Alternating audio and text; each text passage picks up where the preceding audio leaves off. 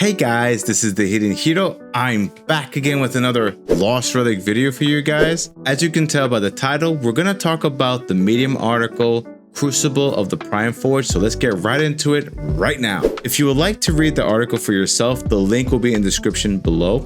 So let's get right into this. Weapon abilities. So in this section here, they talk about a minor and a major attack, and each weapon has their own unique properties. So for example, melee. So for melee, you're able to dash to a target and deal 120% damage.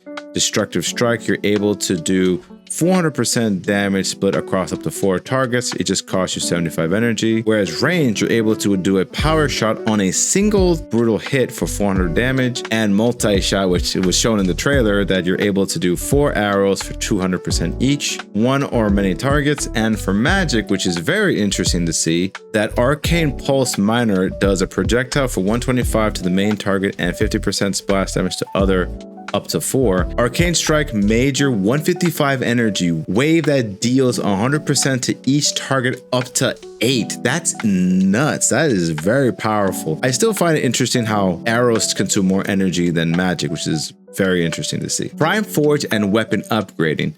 So in this area here, using the Primeforge shards, and you're able to gain these abilities depending on which shard you use here. And what's very fascinating is when you're able to use the Primeforge shard, you're able to minimize the number of effects depending on the tier you use. So you can see Epic, you get to choose 9 effects. For Legendary, you get to choose 7 effects. For Mythical, you get to choose 5. And for Transcendent, you're able to choose 4. I think they should have reduced this down to 3 because it would have kept the whole consistency of odd numbers, but that's just me. Every blockchain weapon has 2 sockets. You unlock them by character level and kills. So for champion level requirements, depending on which level you are, these are the first sockets you unlock depending on your level.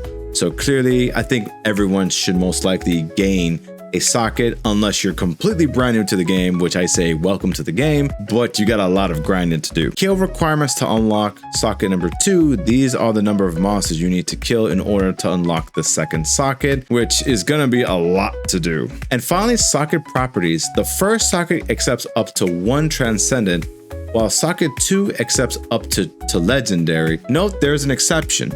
Tier 17 expedition reward weapons and transcendent weapons may place mythical and transcendent in socket 2. That's very interesting to see. That means the next expedition is going to have something pretty juicy to put on there. Combat balance. Enemies now sit in health groups. With the right modifiers, most non-guardian foes fall in 1 to 4 swings. The baseline assumes 2-handed swords or long bows. Other weapons may want different modifiers mixes. So this is what they recommend, that for common, you want 2% buff. For uncommon, you want 10%. Rare, you want 14%. And epic to transcendent, you may want plus 16% damage buff depending on what weapon you're using. Damage over time, or DOT, applies first tick instantly, now affects guardians. See immunities and resistance below. So these are some common effects that we can get. So we can have haste that increases attack speed, might increases attack damage, precision increases critical chance, and swiftness increases movement speed, which is very fun to have for good old Echoes of Time. Guardians. With deeper build crafting from abilities, damage over time, and shards, the training wheels are off. Guardians hit harder and endure longer.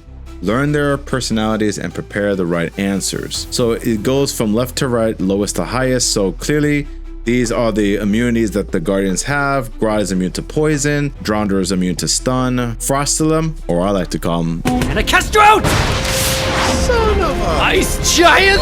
Is naturally immune to freeze and chill. Stormsire immune to weakness. Warden immune to bleeding.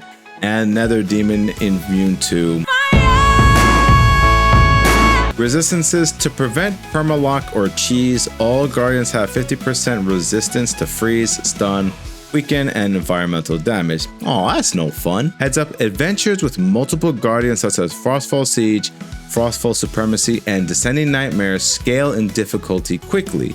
without top tier gear, so you want to test your build first. Character stats. Your character sheet surfaced core stats for a clean snapshot of your current build. Most bonuses now add together rather than multiply. It should be easier to read your damage at a glance. So basically we no longer do multiplicative damage, we're only going to do additive damage, so we kind of got nerfed pretty badly in this update, which kind of sucks, but I gotta, adapt. We gotta change sometime. I don't want to change, man. I like who I am. Other balance adjustments.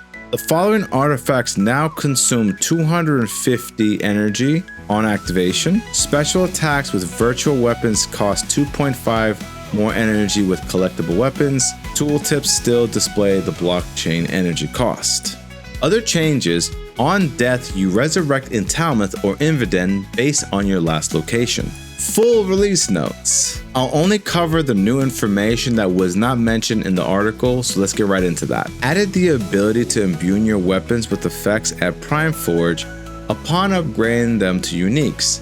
These will become unique numbered NFTs when we move back on chain. That's very interesting. Added the ability to trade uniques on the marketplace. Added potential fixes for final disappearing mobs. Added separate entrance for Descending Hellfire to fix issue with key selection. NPCs can now offer quick buy items from the marketplace. For example, Fayadora Moonshadow near Cavern of Paths can now offer Lunari bonds if they're tradable in the marketplace. These simply offer a shortcut to buying items from other players in the marketplace. When you equip artifacts, armor, etc. in town, all modifiers and visuals are now active. Removed old lightning visuals from Void Goat, Stormblade, and Void Ripper and replaced with more performant visuals. Switched to new chat system, fixing issues with player segmentation. Updated incoming chat messages so that they appear no matter which tab you have active. Updated key bindings for keyboard and gamepad to better align with new combat mechanics. Change requires for various activities such as Raffle, Guardians Arena, Descending Nightmares, and Frostfall Siege, etc. Updated content creators requirements to 5 followers. Nice. Marketplace Quick Buy will now auto collect the item for you. Marketplace tabs no longer try to switch for you. Added various new points of data to API and fixed lag when players switch weapons. As the recording of this video, the update's already live, so you can go in, test your new builds, get lucky or unlucky depending on your roles on the Primeforge shard, and I can't wait to test my rolls when I get a chance. I'll probably try to record it and probably put it for the weekly loot as well when I update the game and see what I get. And I am so interested in seeing what kind of buffs that they did for the Guardians this update, and I may love it, I may hate it, I don't know, but we're gonna find out very soon. Overall, I can't wait to try this update when I get my hands on it. And don't forget to boost the hidden hero when you get the chance. That's the video, guys. I hope you enjoyed it. If you're new here, be sure to hit that like and subscribe and hit that bell icon too for more Lost Relic news, events, and the weekly loot. And never forget to follow your arrow. Take care.